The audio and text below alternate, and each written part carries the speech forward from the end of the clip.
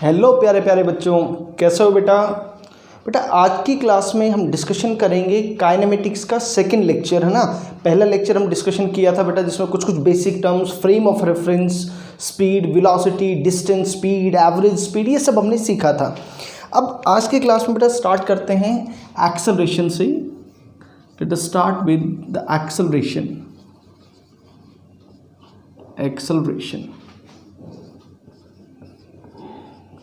तो बेटा एक्सेलरेशन को हमने कैसे डिफाइन किया है? It is defined as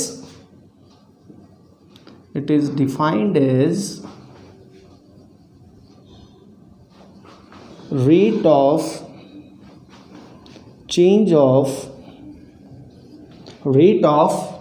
of velocity per unit time. यानी कि बेटा आप इसको ऐसे लिख सकते हो, एक्सेलरेशन इज इक्वल टू, भैया तो आप इसको ऐसा लिख लो, delta V upon delta T. या बेटा इसको आप याद करो कि रेट ऑफ चेंज को हम डेरिवेटिव से लिखते थे डिफरेंशिएशन की मदद से। A is equal to D we by D T. It is a vector quantity,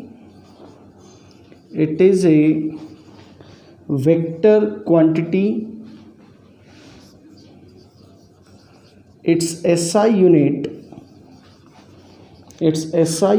is, देखो बेटा क्या हो जाएगा, मीटर पर सेकंड स्क्वायर।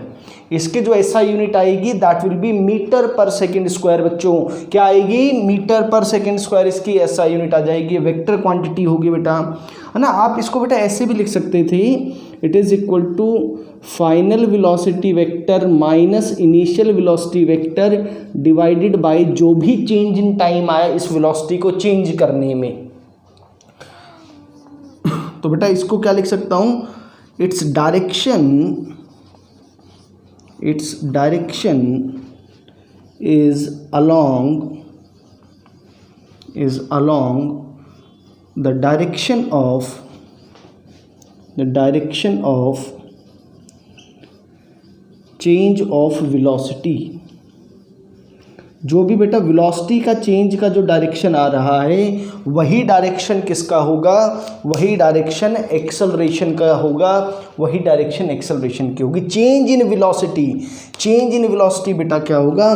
क्योंकि वेलोसिटी भी वेक्टर क्वांटिटी है, चेंज इन वेलोसिटी आपको निकालना आना चाहिए। तो this is something basic about the acceleration.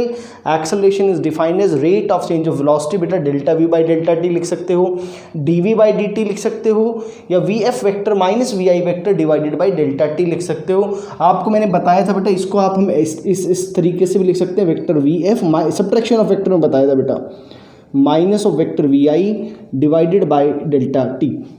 ठीक है, ये हो गया बेटा।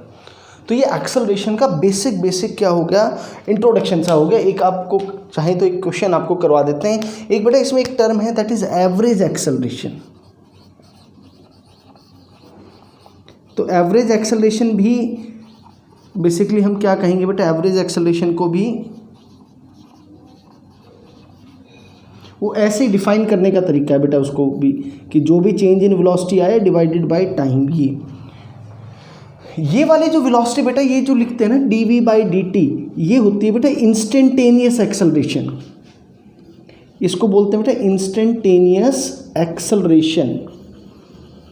इंस्टेंटेनियस एक्सेलरेशन का मतलब क्या हो गया बेटा, कि किसी भी पर्टिकुलर इंस्टेंट के ऊपर जो एक्सेलरेशन की वैल्यू होगी, किसी पर्टिकुलर टाइम इंस्टेंट के अंदर जो वैल्यू होगी that will be the instantaneous acceleration बेटा, है ना। Is the acceleration at any instant, at any time instant, ऐसा भी लिख सकते हो भाई, किसी भी टाइम इंस्टेंट के ऊपर। ठीक है, तो ऐसे बेटा एक चीज़ वेलोसिटी के केस में भी हम देख सकते थे कि वेलोसिटी को आपने कैसे, या तो आप ऐसे लिखते थे बेटा delta x by delta T.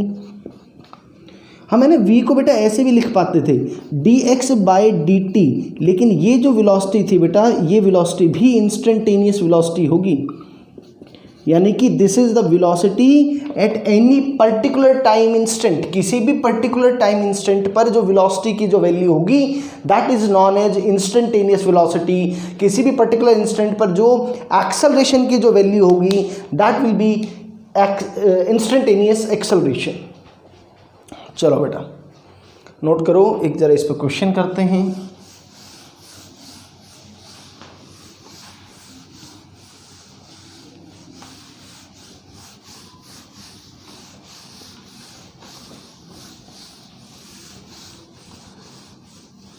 देखो बेटा, अब जो आपने बेसिक ऑफ मैथ्स में जो पढ़ा था, ग्राफ थ्योरी जो पढ़ी थी, डिफरेंशिएशन पढ़ा था, इंटीग्रेशन पढ़ा था, सब अब यहाँ पर एक साथ इस्तेमाल होने वाला है, ठीक है। बट मैं फ़िलहाल एक बहुत बेसिक सा क्वेश्चन आपके लिए कर देता हूँ मैं। क्वेश्चन क्या है कि भैया कोई भी पार्टिकल जो है वो, ऑल तो हमने इस तरह का क्वेश्चन बेटा किया हुआ है वेक्टर्स के अंदर, फिर से कर लेते हैं, कोई बात नहीं। एक पार्टिकल है बेटा, वो कांस्टेंट स्पीड से मूव कर रहा है, कांस्टेंट स्पीड से मूव कर रहा है, कांस्टेंट स्पीड v से मूव कर रहा है along a circular path, along a circular path, ठीक है। इस सर्कुलर पाथ पे starting from A, starting from A, ठीक है बेटा। आपको बताना है कि find change in velocity, change in velocity when it reaches B। इस B पॉइंट पर जब वो पहुंच जाएगा बेटा, तब आपको चेंज इन वेलोसिटी का क्या बताना है, चेंज इन वेलोसिटी बताना है। मैग्नीट्यूड और डायरेक्शन दोनों की बात कर लेते हैं बेटा। देखो तो आपको जो काम की बात है बेटा, एक पॉइंट जो आपको याद रखना है, क्या, at any point tangent gives the direction of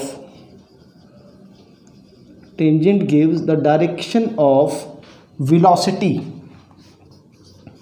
बेटा जो टेंजेंट है वो वेलोसिटी की डायरेक्शन आपको बताएगा, लेकिन ये जो टेंजेंट आप ड्रॉ करेंगे ये डायरेक्शन ऑफ मोशन के अलोंग ड्रॉ किया जाएगा बेटा, है ना। मान लो कि पार्टिकल बेटा इस तरफ जा रहा है तो टेंजेंट इसी तरफ ड्रॉ होगा ना। इस पॉइंट पे मान लो कि ए पॉइंट पर एक टेंजेंट ऐसे पॉसिबल है और एक टेंजेंट बेटा ऐसे भी पॉसिबल है, लेकिन मोशन उस तरफ है बेटा, तो टेंजेंट ऐसे ड्रॉ होगा, ठीक है। चलो तो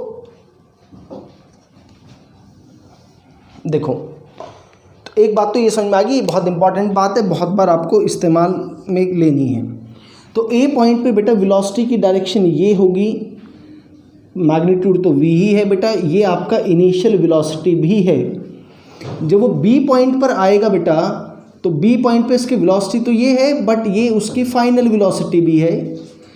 तो यानी कि ये एंगल 90 डिग्री, आपसे सवाल में ये भी पूछा जा सकता था कि जब वो पार्टिकल सेंटर पर 90 डिग्री एंगल सबटेंड कर देगा, उस टाइम पे उसका चेंज इन वेलोसिटी क्या होगा।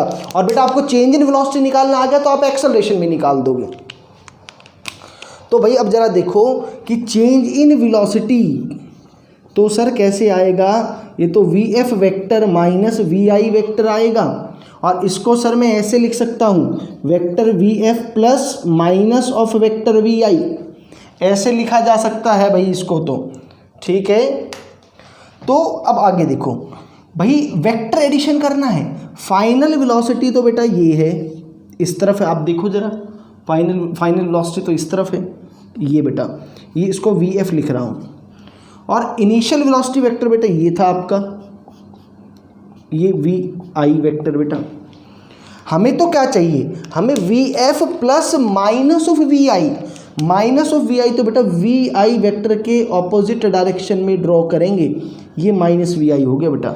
आपको इन दो वेक्टर्स का एडिशन चाहिए जो कि इस तरफ यहाँ कहीं आएगा बेटा, और ये भी v मैग्नीट्यूड का है और ये भी v मैग्नीट्यूड का है बेटा, दो बराबर वेक्टर्स हैं ना। आप जरा ऐसे भी देख सकते हो कि भैया जो डेल्टा v का जो मैग्नीट्यूड आएगा that will be equal to under root of A square plus B square plus 2ab, और बेटा एंगल 90 डिग्री है, कोस 90 डिग्री, तो ये फैक्टर तो बेटा ज़ीरो हो गया, कोस 90 ज़ीरो होता है, और ये बेटा कितना हो गया अंडर रूट ऑफ 2v।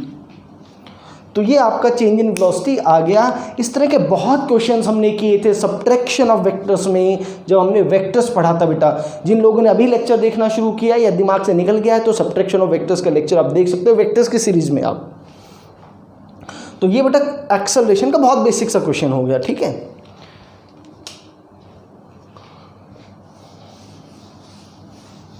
चलो बेटा और देखते हैं।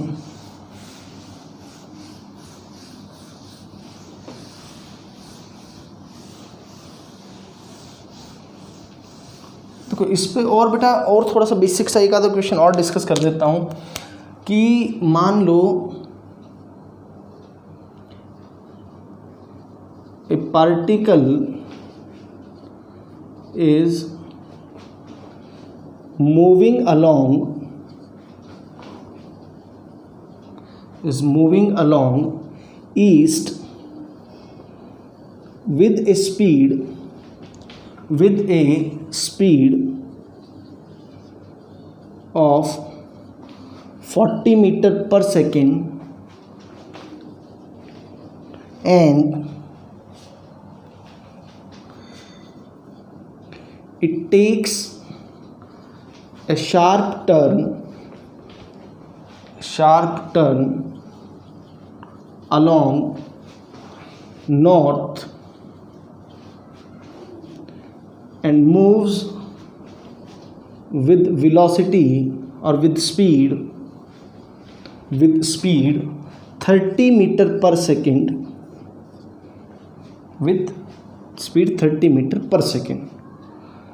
Find change in velocity. Change in velocity आपको बताना है भाई।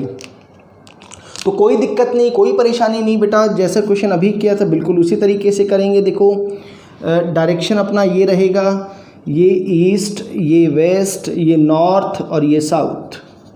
इनिशियली पार्टिकल ईस्ट में जा रहा है बेटा 10 कितनी स्पीड के साथ 40 मीटर पर सेकंड के साथ। ये तो आपकी इनिशियल स्पीड हो गई, इनिशियल वेलोसिटी हो गई। फिर उसने शार्प टर्न लिया नॉर्थ के अलोंग, यानी कि इस तरफ फाइनल स्पीड है बेटा, फाइनल वेलोसिटी है इस तरफ, और वो है बेटा 30 मीटर पर सेकंड के साथ। तो भाई हमें तो चेंज इन वेलोसिटी चाहिए, तो वो क्या आएगा vector V F minus of vector V I बेटा, minus of vector V I, तो ये बनेगा, ये minus of vector V I. तो minus of vector V I आ गया और वो वेक्टर वी एफ आ गया भाई, ये लो, ये रिजल्टेंट आएगा। तो ये जब रिजल्टेंट आ गया तो देखो बेटा क्या आएगा, इसका मैग्नीट्यूड अगर मैं निकालना चाहूँ तो मैग्नीट्यूड आ जाएगा मॉड ऑफ वी का magnitude is equal to under root of 40 का स्क्वायर प्लस 30 का स्क्वायर, 50 मीटर पर सेकेंड बेटा। ये मैग्नीट्यूड आ गया। और बेटा डायरेक्शन भी कोई पूछ सकता है ना आपसे, तो डायरेक्शन देखो कैसे बताएंगे बेटा, ये आपका ईस्ट था, ये नॉर्थ था और ये वेस्ट था बेटा। तो हम कैसे बोलेंगे कि ये देखो ये एंगल बोल सकते हैं। तो ये एंगल अगर थीटा बोलूँ तो बेटा क्या लिखूँगा, tangent theta is equal to ये वाला कंपोनेंट बेटा कितना रहेगा, ये वाला कंपोनेंट आपका 30 है और ये बेटा 40 है, 3/4 बेटा। तो यहाँ से आप लिख सकते हो थीटा की वैल्यू जो आ गई बेटा, थीटा आ गया आपका 37 डिग्री। तो आप बता सकते हो कि भैया वो इस वेस्ट के साथ 37 डिग्री बना रहा है इस तरह से, वो जैसा ऑप्शन होगा उस हिसाब से हम क्वेश्चन को कर देंगे। तो ये उसकी डायरेक्शन बता दी और ये आपने उसका चेंज इन वेलोसिटी का मैग्नीट्यूड बता दिया। नोट करो बेटा जल्दी से।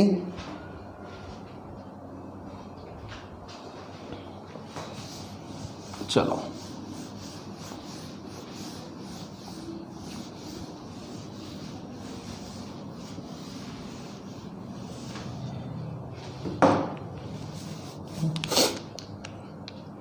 देखो भैया,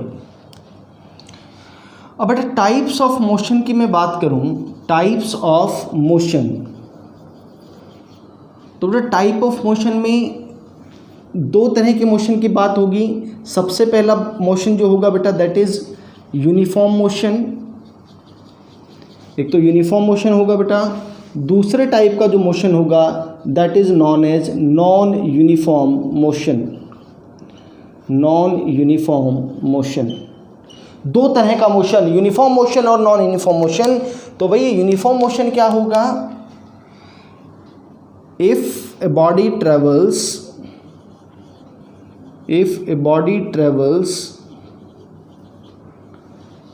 equal distances in equal intervals of time,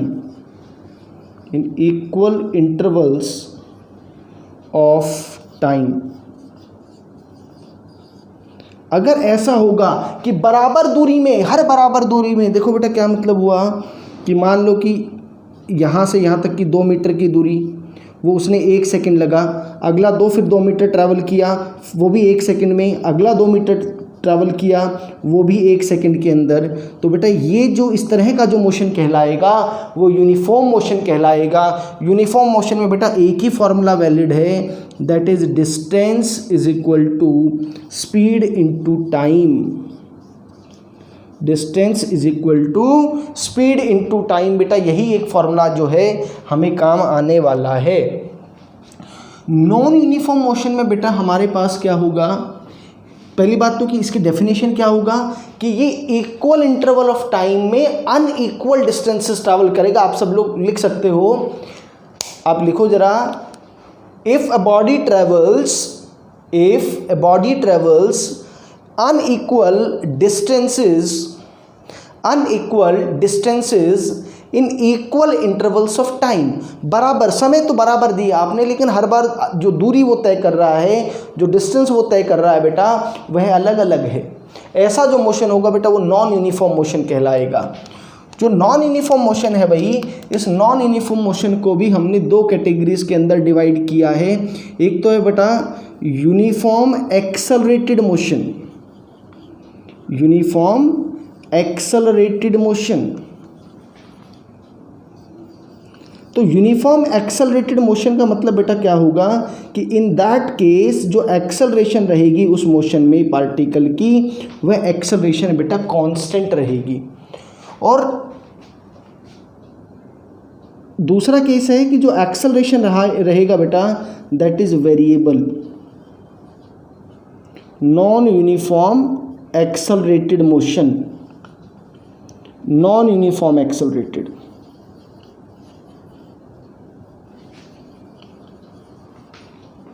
non uniform accelerated motion बेटा। तो जो यूनिफॉर्म एक्सेलरेटेड मोशन है बेटा, उसके अंदर देखो जो इक्वेशंस हमें काम आएंगी, v is equal to you plus A T, इनको एक एक करके डिस्कस करूंगा अभी। s is equal to U T plus half A T square, और तीसरी जो इक्वेशन है बेटा v square minus you square is equal to 2as। ये 3 इक्वेशन हैं जो तभी इस्तेमाल करेंगे जब एक्सेलरेशन कांस्टेंट हो। अगर बेटा आप ये लिख लो जरा ये बात, अगर एक्सेलरेशन कांस्टेंट नहीं है तो ये इक्वेशन इस्तेमाल नहीं कर सकते। और नॉन यूनिफॉर्म एक्सेलरेटेड के केस में बेटा कौन कौन सी इक्वेशन यूज करेंगे? एक तो v is equal to D x by D t, दूसरी इक्वेशन बेटा इन सबको डिराइव भी करेंगे, v is equal to D x by D t, a is equal to D we by D t बेटा, और एक इक्वेशन और है that is a is equal to v d we by d x. और कुछ और equations हैं, 2-3 और इक्वेशंस हैं बेटा जो यहीं से डिराइव करेंगे। वो सब इक्वेशंस बड़ी इंपॉर्टेंट हैं, ये नोट करो जरा। फिर इनका जो 3 इक्वेशंस हैं इनको डिराइव करते हैं बेटा।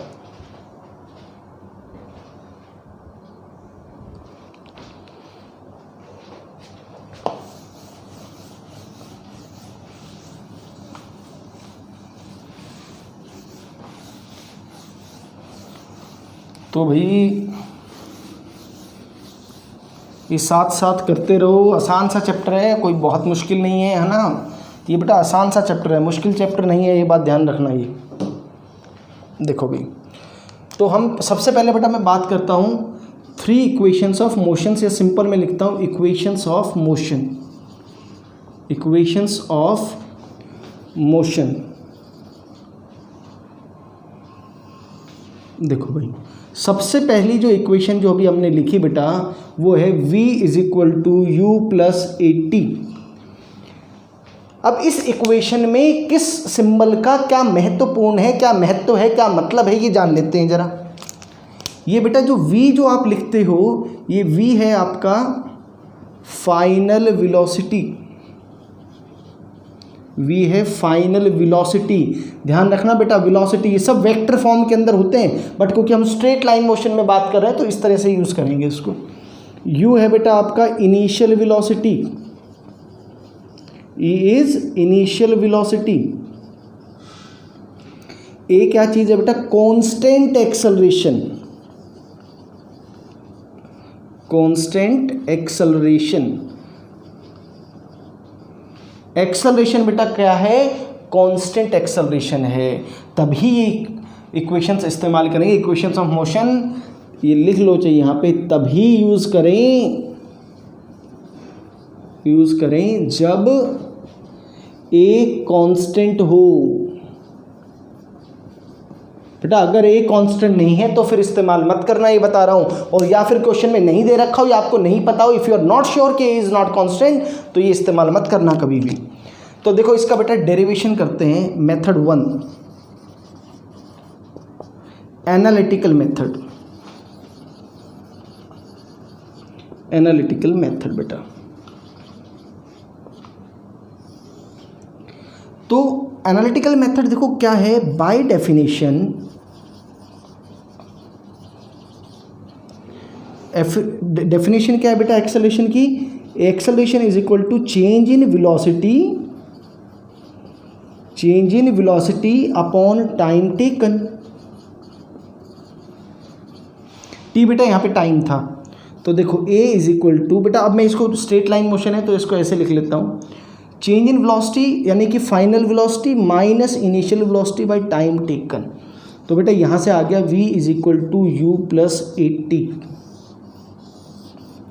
v is equal to you plus 80 आ गया बेटा।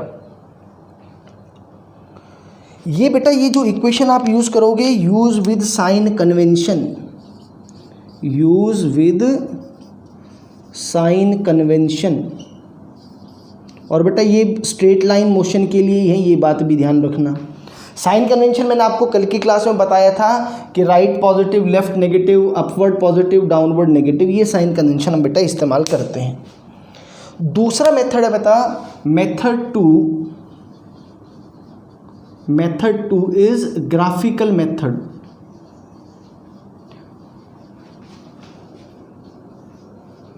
तो बेटा जो ग्राफ्स हैं वो भी मैं साथ साथ यहीं पे बताता जाता हूँ आपको। देखो जरा भाई, हमने एक इक्वेशन बेटा ये जो आपने पढ़ी है v is equal to you plus 80, इसको ऐसे लिख सकता हूँ मैं, v is equal to 80 plus u. ठीक है, तो आप यहाँ से देखोगे कि ये इक्वेशन जो है सिमिलर है किसके, y is equal to M X plus C. याद आ रहा है बेटा, तो y का काम तो v कर रहा है, x की जगह t कर रहा है और c की जगह u कर रहा है। तो this is equation of straight line, equation of straight line. तो भाई इक्वेशन ऑफ स्ट्रेट लाइन है, यानी कि v और t के बीच का जो ग्राफ बनेगा आपका, देखो बेटा v और t के बीच का, तो देखो भाई इनिशियल स्पीड तो जो है पार्टिकल की वो u है बेटा, ये लो u है, और t समय पे उसकी वेलोसिटी v होगी। मान लो कि बेटा वो वेलोसिटी v यहाँ हो गई और इस समय जो ये टाइम हो गया वो t ये हो गया, ये 0 समय था। तो यहाँ से एक बात तो बेटा समझ में आ रहा है कि जो स्लोप है vt ग्राफ का वो क्या रिप्रेजेंट करेगा, वो एक्सेलरेशन रिप्रेजेंट करेगा। Slope of vt graph represents slope और represents acceleration बेटा। स्लोप जो है vt ग्राफ का वो एक्सेलरेशन रिप्रेजेंट कर रहा होगा। इस पर अभी और थोड़ा सा डिटेल में बात करते हैं बेटा, एक सेकंड देख लो जरा। भाई अगर मैं इस वाली ट्राइंगल में बात करूँ, इसका बेटा नाम a लिख दो, इसका b नाम लिख देते हैं, इसका नाम c लिख देते हैं बेटा, और ये थीटा हो गया आपका, ये आपका क्या हो गया बेटा, थीटा। तो भाई मैं इसका यहाँ से स्लोप की अगर बात करूँ तो स्लोप तो क्या आएगा बेटा, perpendicular BC upon base that is AB। तो ये BC कैसे लिखोगे भैया आप, BC कैसे लिखोगे आप, ये टोटल लेंथ V है और यहाँ तक कि U है, तो V minus U divided by बेटा ये टाइम T है। और ये बात मैं जानता हूँ कि स्लोप ऑफ VT ग्राफ, अब बेटा अभी बताता हूँ ये कैसे आ रहा है, वैसे तो समझ में आ भी गया है कि देखो V is equal to you plus a t straight line equation है बेटा। स्ट्रेट लाइन इक्वेशन को अगर इससे कंपेयर कर रहा हूँ तो जो काम यहाँ पे M करता था वही काम यहाँ A कर रहा है। इसका मतलब VT ग्राफ में जो स्लोप आएगा बेटा वो एक्सेलरेशन रिप्रेजेंट करेगा। तो बेटा स्लोप तो A है V minus u by t, तो ये बेटा ग्राफिकल मेथड से V is equal to you plus A t आपका आ गया। ये हमने ग्राफिकल मेथड से भी कर लिया, ये हमने क्या कर लिया बेटा, ग्राफिकल मेथड से। अब इसमें देखो और दो चार चीज़ें अभी साथ साथ ही बता देते हैं ग्राफ की, ताकि ग्राफ को बाद में अलग से नहीं पढ़ेंगे, या ऐसा करेंगे ग्राफ को चलो उस टाइम पे साथ साथ अलग से पढ़ लेंगे, अभी इसको इतना ही ठीक है। ग्राफ को अलग से पढ़ा देंगे एक बार बेटा, ठीक है। आप इसको ऐसे भी देख सकते थे बेटा, a is equal to D we by D T. तो D we by D T क्या चीज़ है, slope of V T graph, और a एक्सेलरेशन है, तो slope of V T graph acceleration represent करता है, उससे भी देख सकते हो आप। एक और मेथड है बेटा यहाँ पे, मेथड नंबर 3 जो है हमारा कैलकुलस मेथड। कैलकुलस मेथड भाई देखो, हमें क्या पता है कि जो एक्सेलरेशन है वो क्या है, rate of change of velocity with respect to time. तो बेटा a is equal to rate of change of velocity with respect to time, तो क्या लिखा जाएगा, dv बाई डी टी। ये हम डिफरेंशिएशन में बहुत अच्छे से पढ़ चुके हैं। तो बेटा यहाँ से हमें क्या लिख सकता हूँ, अब ये देखना बेटा कि dv is equal to a into d t, है ना, इंटीग्रेटिंग बोथ साइड्स। जब आप भाई दोनों साइड इंटीग्रेट करोगे बेटा, dv integral dv is equal to integral a dt। अब यहाँ पे भाई आपको लिमिट्स भी एज्यूम करनी पड़ेंगी। जब टाइम 0 था, t इक्वल टू 0 पे मैंने मान लिया पार्टिकल की इनिशियल वेलोसिटी u है। आप समझो बेटा हम लिमिट्स कैसे पुट करते हैं इंटीग्रेशन के अंदर। मैंने मान लिया जब t इक्वल टू 0 था तब वेलोसिटी u थी। अगर सवाल में कुछ और दे रखा होता तो वो टाइम रख के वहाँ की वेलोसिटी यहाँ लिख देता। किसी भी टाइम t पर वेलोसिटी मुझे v चाहिए बेटा, वो v हमने लिख दिया। अब एक बात देखो आप, इंटीग्रल dv, तो बेटा ये तो v बन जाएगा, ये बहुत अच्छे से प्रैक्टिस की हमने बहुत बार। और भाई a कांस्टेंट है तो बेटा a तो बाहर आ जाएगा इंटीग्रेशन से, 0 से t। तो बेटा ये अपर limit minus lower limit, a constant था बेटा, और dt का इंटीग्रेशन तो t ही आता है 0 से t। सो बेटा v minus u is equal to a t minus 0, तो v is equal to you plus A t. ये हमने तीसरे मेथड से निकाल लिया, जिस मेथड का नाम क्या है बेटा, कैलकुलस मेथड। तो ये 3 मेथड है हमारे पास, जिसकी मदद से मैं क्या कर सकता हूँ, मैं जो इक्वेशन ऑफ मोशन है वो डिराइव कर सकता हूँ। बाकी की 2 इक्वेशन भी इन्हीं की मदद से डिराइव करेंगे। नोट करो बेटा, 3 ही मेथड है, 3 मेथड से डिराइव करेंगे, फटाफट से नोट कर लो।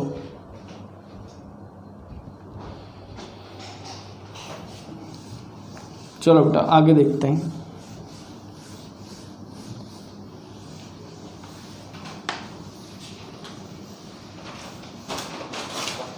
तो भाई अब एक काम करो कि हाथों हाथ है ना, कि चलो पहले इक्वेशन ही डिराइव कर लेते हैं। पहले क्या कर लेते हैं, इक्वेशन डिराइव कर लेते हैं बेटा। सेकंड इक्वेशन है बेटा s is equal to U T plus half A T square. s is equal to U T plus half A T square. बेटा पहले ये देख लो जरा इसमें किन टर्म्स का क्या मतलब है, ये बहुत इंपॉर्टेंट है। s जो है बेटा वो आपका होगा डिस्प्लेसमेंट, याद रखना ये डिस्प्लेसमेंट रिप्रेजेंट करता है बेटा। u जो है वो आपका इनिशियल वेलोसिटी है, उसमें कोई दिक्कत नहीं है, इनिशियल वेलोसिटी। ए जो है बेटा आपका कांस्टेंट एक्सेलरेशन है, A is constant acceleration, T is time taken, जो भी टाइम टेकन है बेटा ये वो है। अब देखो जरा, हम ये बात जानते हैं फॉर एक्सेलरेटेड मोशन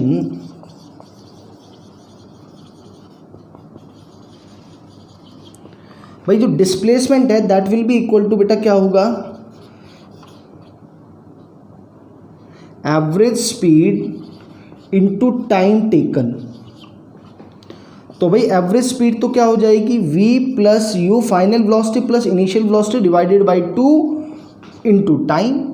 ये बेटा मैं मेथड 1 से डिराइव कर रहा हूँ, एनालिटिकल मेथड, एनालिटिकल मेथड।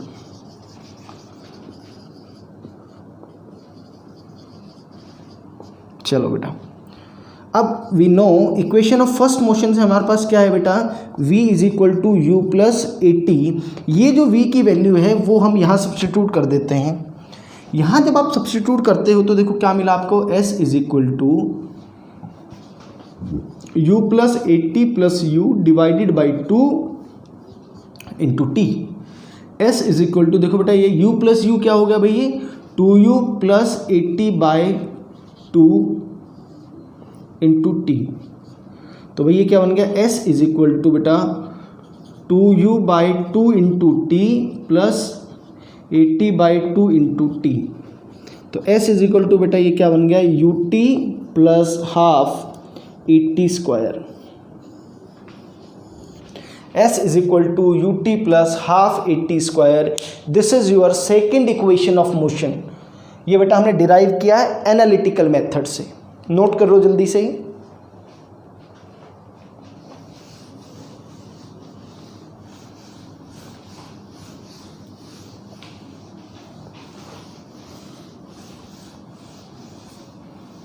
चलो बेटा, अब हम करते हैं मेथड 2,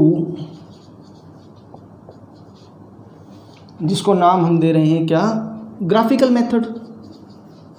ग्राफिकल मेथड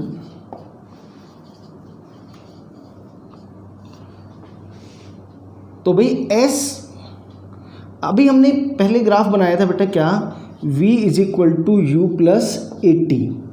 ये ग्राफ हमने कैसा बनाया था, ये अगर आपको ध्यान हो तो बेटा ये ग्राफ हमने ऐसे बनाया था, ये v था, ये t था। सबको बहुत अच्छे से ध्यान आ रहा है कि सर ऐसे स्ट्रेट लाइन ग्राफ बना था, ये u था और किसी भी टाइम इंस्टेंट t पर ये वेलोसिटी हमने v मान ली थी। ऐसा ग्राफ बना था सर, बहुत बढ़िया।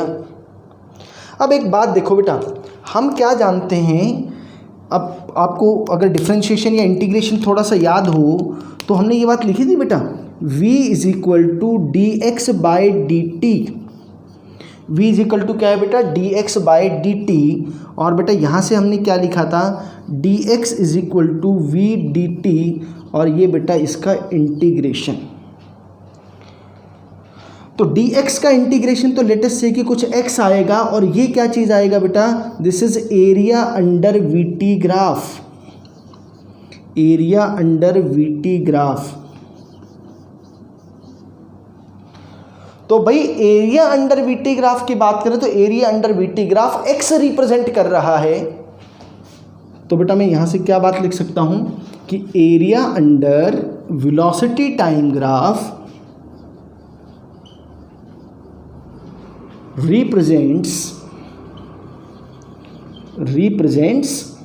बेटा यहाँ से दो बातें हैं, एक तो वो डिस्प्लेसमेंट रिप्रेजेंट कर सकता है, डिस्प्लेसमेंट कब रिप्रेजेंट करेगा, if area is considered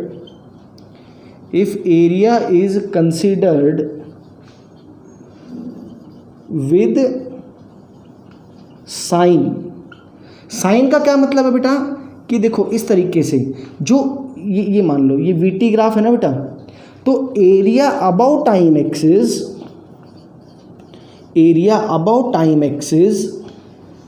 will be considered to be positive and area below time axis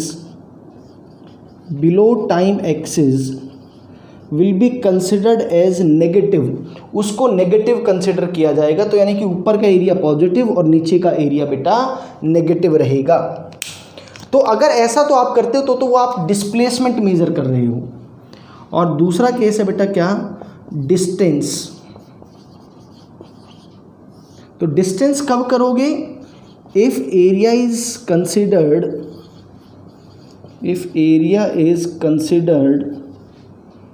with magnitude only,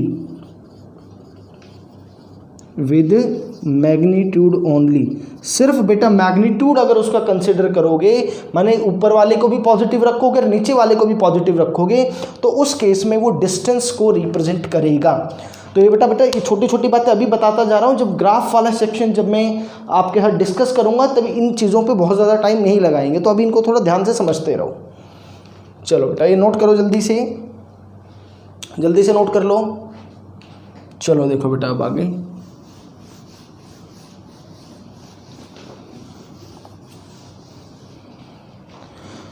देखो बेटा, तो यानी कि मुझे अगर आपको क्या चाहिए, हमें यहाँ पे x की वैल्यू चाहिए, जो कि यहाँ पे बेटा मैं s मान रहा हूँ। तो मुझे यहाँ पे क्या करना होगा, यहाँ पे इसका एरिया कैलकुलेट करना होगा। यहाँ पे क्या करना पड़ेगा बेटा, जो एरिया होगा, एरिया ऑफ, बेटा इसका नाम रख लेते हैं कुछ, चलो ये पॉइंट तो O ही मान लो, ये पॉइंट बेटा A मान लो, ये पॉइंट B मान लो, ये पॉइंट C मान लो और ये पॉइंट बेटा D मान लो। तो क्या लिखूंगा, एरिया ऑफ OBCD, ये एरिया आपको कैलकुलेट करना है बेटा। तो ये जो एरिया कैलकुलेट करना है, ये देखो कैसे कैलकुलेट करते हैं। इसका तरीका क्या है बेटा, कि एरिया निकालने का, कि भाई ये पूरा का पूरा आपका क्या है, ये या तो ऐसा कर लो कि ये वाला एरिया है ना, एरिया ऑफ रेक्टेंगल प्लस बेटा एरिया ऑफ ट्राइंगल, ऊपर वाला ट्राइंगल और नीचे वाला इसका एरिया। और बेटा ये एरिया ऑफ OABCD तो S के बराबर आ गया हमारा। तो रेक्टेंगल का एरिया क्या हो गया बेटा, ये लेंथ U और ये length T, UT plus half of base कितना है बेटा T, और हाइट कितनी है बेटा, ये हाइट है V माइनस U, है ना। ये पूरी की पूरी हाइट V थी बेटा, और ये इतनी हाइट U थी और ये पूरी V थी, तो बची हुई हाइट कितनी आ गई आपकी, ये V माइनस U हाइट आ गई। लेकिन जो मुझे एक्सप्रेशन चाहिए भाई, उस एक्सप्रेशन के अंदर मुझे V नहीं चाहिए, तो V को बेटा क्या लिख दो, U प्लस 80। तो U से U कैंसिल आउट हो गया, S is equal to UT plus half 80 square. ये बेटा हमने ग्राफिकल मेथड से शो कर दिया, ग्राफिकल मेथड से ये रिजल्ट डिराइव कर लिया।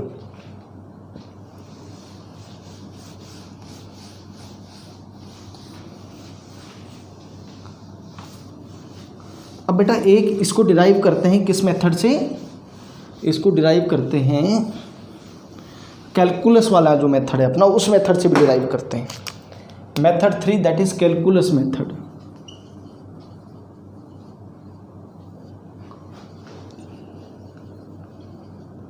कैलकुलस मेथड,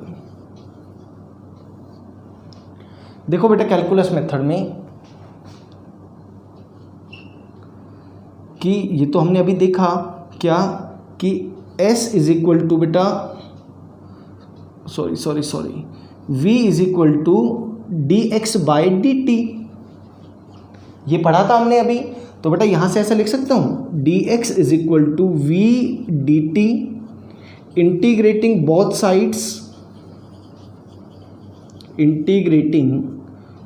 साइड्स, तो भाई दोनों साइड इंटीग्रेट करोगे तो integral dx is equal to integral V dt। t equal to 0 पे पार्टिकल मैंने मान लिया कि वो 0 पर है और किसी भी टाइम t पर वो s है। तो बेटा dx का इंटीग्रेशन तो क्या हो गया, लेट अस से कि वो तो x हो गया, ये 0 से s, v कांस्टेंट बेटा, और इंटीग्रल dt की जगह क्या आ गया आपका, अच्छा v तो मुझे चाहिए नहीं हमारे एक्सप्रेशन में, ओके। तो बेटा v को इक्वेशन नंबर फर्स्ट से क्या लिख सकता हूँ, u प्लस 80 ये आ गया। तो भाई ये तो क्या हो गया s माइनस 0, और भाई ये कैसे लिखोगे, 0 से t u dt plus integral a t dt 0 से t। तो भाई यहाँ से क्या होगा, u कांस्टेंट है वो बाहर आ गया, s is equal to u integral dt 0 से t प्लस a बेटा बाहर t dt 0 से t। तो बेटा ये आ गया आपका ut प्लस a, बेटा इसका इंटीग्रेशन हो गया t स्क्वायर बाई 2 और वो 0 से t। तो बेटा ये आ गया s is equal to ut plus half 80 square.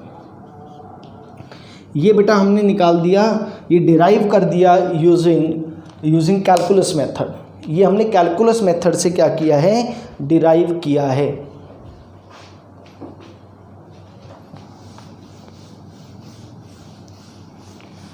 अब बेटा हमारे पास है third equation of motion. Third equation, तो जो थर्ड इक्वेशन है वो है बेटा v square minus you square is equal to 2as। v square minus you square is equal to 2as।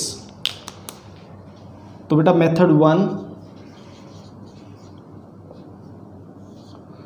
Method 1 देखो, एनालिटिकल मेथड, एनालिटिकल मेथड। भाई अभी तो हमने लिखा था, ये फॉर्मूला तो पढ़ा ही था, s is equal to v plus u by 2 into t बेटा। लेकिन इस फॉर्मूले के अंदर जो मुझे डिराइव करना है उसमें v भी चाहिए बेटा, u भी चाहिए, लेकिन t नहीं चाहिए। तो फ्रॉम इक्वेशन 1, जो इक्वेशन 1 थी बेटा हमारी, v is equal to you plus A t, तो बेटा यहाँ से t की वैल्यू क्या आ जाएगी, v minus u divided by a। ये t की वैल्यू यहाँ सब्स्टिट्यूट कर दो बेटा, तो s is equal to v plus u divided by 2 into v minus u divided by a। तो a plus b into a minus b बेटा, ये तो आप सब लोग जानते हो, a square minus b square, और ये 2a हो गया बेटा। इसको सिंप्लीफाई किया तो v square minus you square is equal to 2as आ गया। तो ये एनालिटिकल मेथड से हमने इस इक्वेशन को डिराइव किया। दूसरा मेथड है बेटा ग्राफिकल मेथड। ग्राफिकल मेथड,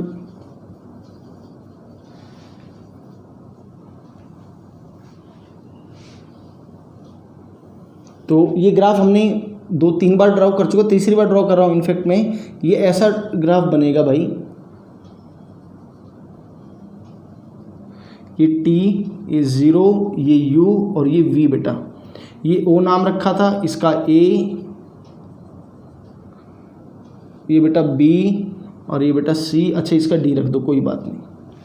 तो यहाँ पे फिर से बेटा s किसके इक्वल आएगा, एरिया ऑफ ट्रेपेजियम लिख दूँ मैं, ये area of trapezium, area of trapezium. तो भाई एरिया ऑफ ट्रेपेजियम क्या होता है, formula half of sum of parallel sides. तो बेटा ये और ये साइड्स पैरेलल हैं, तो ये u है और ये पूरा v है, इनटू हाइट। हाइट तो बेटा ये t है, मुझे v नहीं चाहिए, तो फर्स्ट इक्वेशन से क्या करो, v को u प्लस 80 लिख दो। तो भाई ये क्या बन गया, half of 2u plus 80 into t. तो बेटा ये क्या हो गया, ut प्लस हाफ 80 स्क्वायर। तो you will get s is equal to ut plus half 80 square. ये बेटा हमने जो ग्राफिकल मेथड था उससे डिराइव कर दिया, और इसमें एक चीज़ बच गई, दैट इज़ कि उसको मैं कैलकुलस मेथड से भी डिराइव कर दूं। देखो बेटा,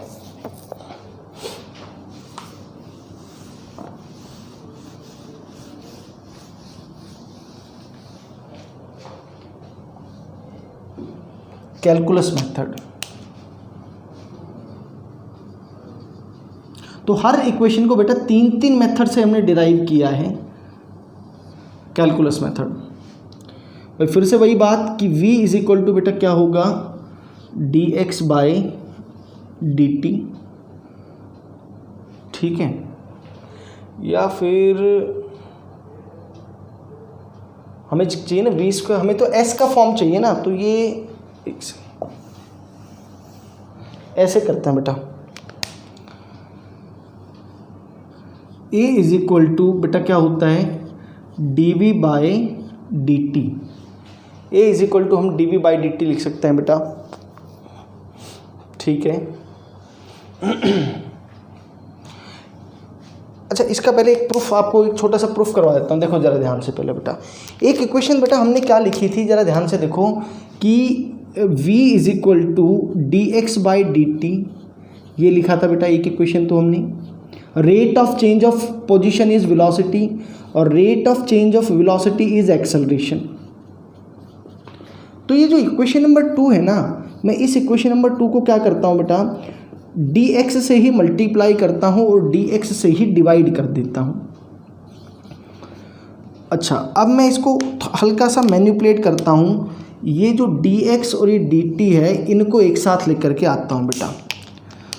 तो क्या हो गया, ये dx बाई dt तो साथ लिख लिया बेटा मैंने ये, और ये क्या बन गया dv बाई dx।